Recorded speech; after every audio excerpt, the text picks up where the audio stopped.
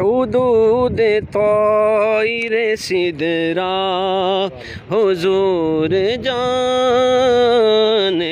हैं कहाँ है अर्शे मुअल्ला हुजूर जानते हैं कहाँ मरेंगे अबू जहल उतबा शैबा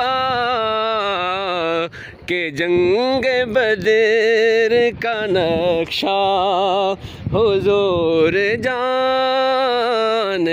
हैं कि जंग बदर का नक्शा हुजूर जानते हैं कहाँ है अर्शे मुअल्ला हुजूर जानते हैं।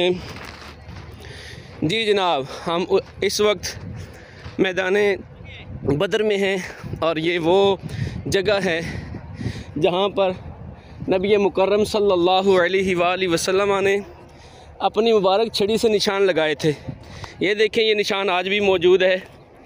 आका करीम ने फरमाया यहाँ पे अबू जहल मरेगा, यहाँ पे उतबा मरेगा, यहाँ पे शैबा मरेगा और ये हर काफिर जिसने मरना था मेरे मुस्तफ़ा करीम अलैहिस्सलाम ने वहाँ निशानियाँ लगा दी। सुबहान अल्लाह, ये है मेरे मुस्तफ़ा करीम अलैहिस्सलाम का इल्म गैब। अल्लाह पाक जल्ल शानुहु ने उनको ऐसा इल्म गैब अपनी जनाब से अता फ़रमाया। सुबहान अल्लाह, आज भी मेरे आका करीम अलैहिस्सलाम के निशानात इस जगह पर मौजूद हैं।